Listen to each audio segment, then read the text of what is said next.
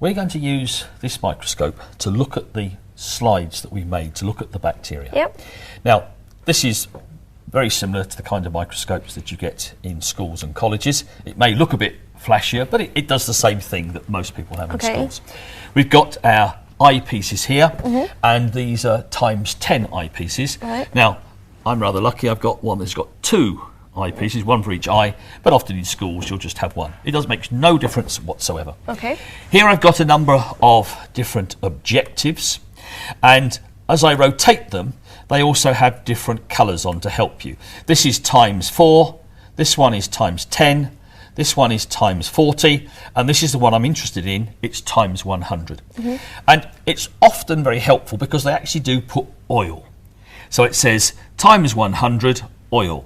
And that's what we're going to need to do today. We're going to take a small amount of oil and use that to see the cells clearly down the microscope. Okay. But to get the best image, we need to get the light right. So we've got a light source here at the bottom.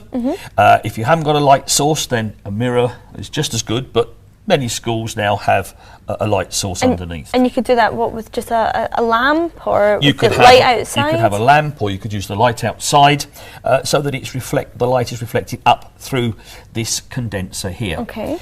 Now, this condenser can be moved gently up and down, and again that will help us focus the light onto the image that we've got here that we want to see. Okay. And normally, when I do microbiology, I turn this down about 1/4 of a turn, so it's just below the surface. I usually find that's the best place to start.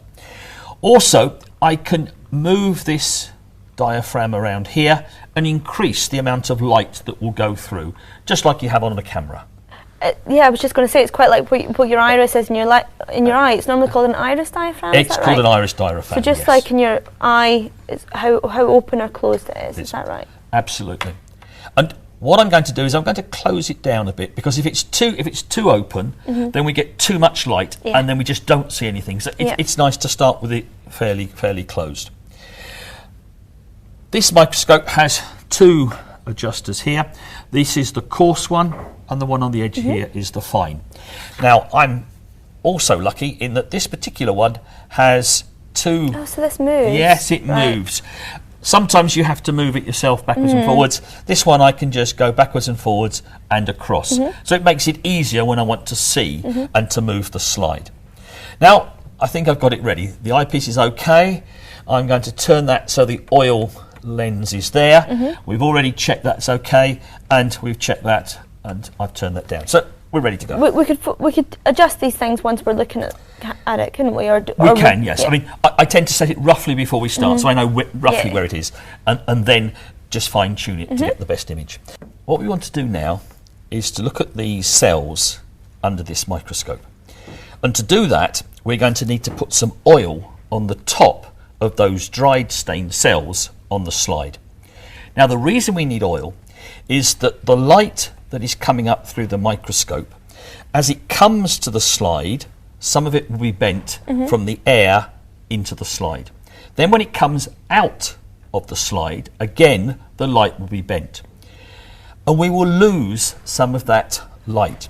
But if we put a drop of oil onto the slide, and we put it underneath so that the lens of the objective is in the oil, then the oil has the same refractive index as the glass, and so the light will go straight through. We will get a better, clearer image. So we're not putting a cover slip on this at all, not even on top of the oil? At all. Okay. No. And that's an important point. Yeah. Because we look directly at the cells with the oil on top. I'm going to gently lift the stage into the oil so that the oil and the objective are there. Again, we need to be a little bit careful we don't go too far and damage the slide. But now the oil is coating the lens. I'm going to take the glasses off, and I'm just going to gently go down. We start with the stage as high as possible, and then we're moving it downwards to put it in focus. Is that right? We're gently racking down, and as it goes down, I've just seen a kind of flash of light before my eyes, a beautiful kind of pink, and I'm now just using the fine Oh, those are beautiful. Oh, I'll just let you have a look as well. Thank you. Oh, now that's slightly out of focus for me, John. Well, use the fine. Well, you're ahead of me. You've worked. Perfect. Yeah. Now that's because I've got good eyesight and because you wear glasses. Is that right? That's absolutely. We find that people have slightly different views, and therefore that everybody will need to adjust it to their eyesight. But it's a really good stain actually. You can see the individual cells. Yes. Now that is a pink stain. It's so our E. coli. That means it's gram negative. And they look really good. Tiny little rod-shaped cells. I'm glad you said that. Really because clear. I really thought that clear. was E. coli. And you're confirming that. Yeah, rod-shaped, red, must be E. coli. E. coli. So what we need to do now is to put oil on this one, put it under there, and we can have a look, hopefully, at Bacillus subtilis, and that should be gram positive. We only know that, of course, because they're the two that we've taken, the two that we've chosen to look at. We picked one which was positive and one which was negative. Of course. Right. So will I take this one off the stage for you? Yep. Put a drop of oil on there. Place it underneath the microscope.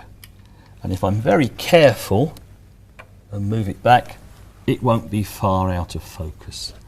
All I need to do now is just... Oh, look at those. They are... That was quick.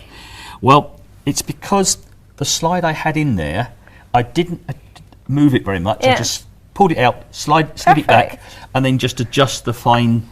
And they're beautiful sausage-shaped cells. That's quite good to know that you can just switch the slides in and out like that and get as good focus, because in the classroom that can be a big problem, can't it? When you've got a classroom full of children trying to focus a microscope, it's a really easy way just to say stop, do it slowly and get on. Yeah. Can I have a little look? I hoped you were going to say that. Oh my goodness. It's a really good stained one.